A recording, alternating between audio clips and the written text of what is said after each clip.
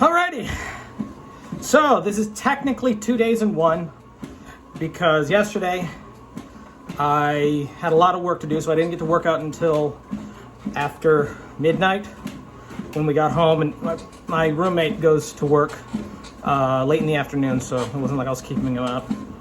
And I worked out till 1:30, 2 in the morning, something like that. I did an hour 25, got off. I am currently at an hour and a half. So this is technically 2 days. And what was I going to talk about? Other than the fact that I had a lot of work to do yesterday. And I still got a lot of work to do today by the end of the night. I have a lot of art to do for thumbnails, but I don't have that much voiceover. I did most of it yesterday. I did probably almost $800 worth of voiceover yesterday. A lot of large projects. But actually, a lot of them were small. Actually, most of them were small, like 25, 50 words, something like that, for like phone messages.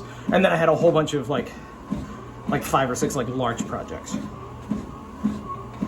And then today I did another some odd hundred. I don't remember. I'm actually not really paying attention too much. All I know is I have something to do. I got to do it. I don't really worry too much about how much it is, just as long as the word count and the rights and the use is all calculated appropriately. I don't think any of them were needed for, I think one of them was needed for commercial, for like a short Facebook, YouTube promo or something like that, for a very small independent game. So that one had commercial rights, and I think that was the bulk of the financial sum. I don't tell people because mostly of like what I make, because it varies. It always varies, and I don't do this really for the money, even though I do this for the money. I do it mostly because I like it. I like doing voiceover. I'm good at voiceover. But then also yesterday, I also had a coaching session that I was talking about. So had that. So I dropped off my roommate, came home, immediately did coaching session, immediately started doing voiceover for like 6-7 hours, and then finally had time to work out later in the day, at night, today, basically today. And then today, got to sleep in because roommate went in much later, so got to sleep, get a lot of sleep, which was good. And then got up, dropped him off, came home, did about 5 hours worth of voiceover. So basically from 2-ish, 3 o'clock till like 7:30, I did voiceover, and then on the treadmill. So that's a pretty typical day. And then in between stuff, I've been doing more writing, which my goal is still about 5-ish pages when it's a writing day, per day, screenplay. Mostly just because since I hadn't been doing it that much for a while, pushing myself for more than 5-ish pages a day isn't really something that I can guarantee. And I hadn't been writing for a while. So, I mean, those huge periods when I can't get the time to write.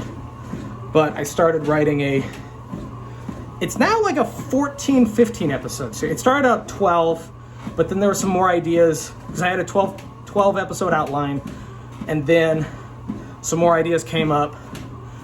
There were some episodes that were kind of like cliche filler episodes, which I don't really like those, which they're just kind of the kind of stuff that you would see in like any kind of drama show or any kind of, just really any kind of like drama or romance or comedy, those kind of episodes where it's just filler. But after I was thinking about them, which normally I was going to put them off to the side because I don't like writing cliche stuff. I would rather do a mini series than write cliche things.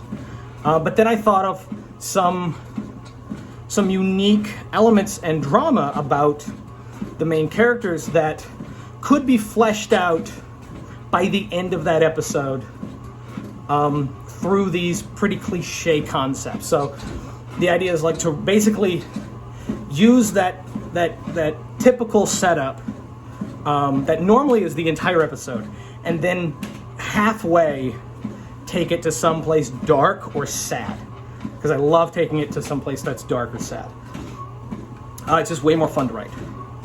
So I started writing some of that stuff. And so that's what I'm trying to write. What else? Speaking of sad, started watching a new show. What was it? My Life in April, something like that. Which I am now episode 16, and I'm kind of don't want to finish watching it because I'm like, this is gonna be sad. But not okay. So I know I write a lot of sad stuff, and I like sad drama, but I don't like when a show has a lot of sadness and depression and anxiety and that kind of stuff, but 90% of the dialogue is internal monologue. Meaning, instead of either us seeing what the characters are going through or the characters talking to each other about what they're going through, all of it is just inside their head, and it's because everything is inside their head that the drama and tension is made. There's no outside forces. It's because they refuse to talk to each other. It's because they poetically, wax philosophical in their head for like 30% of, no, more like 90% of the episode. It's just all in their head. And then finding some flowery way of saying something that's why the drama exists. And I don't like that. If it's literally all of the characters have the exact same problem and they all refuse to talk to each other, then I absolutely cannot stand it. I absolutely hate it. I would prefer the characters try. Characters try to say something, try to do something, and if they fail, they fail. Show them the consequences of them failing, but don't have it where they don't even try, and like none of them. So, I actually turned down a project one time. It was a large project. It didn't pay that much, but it could have been fun, but I didn't like the script.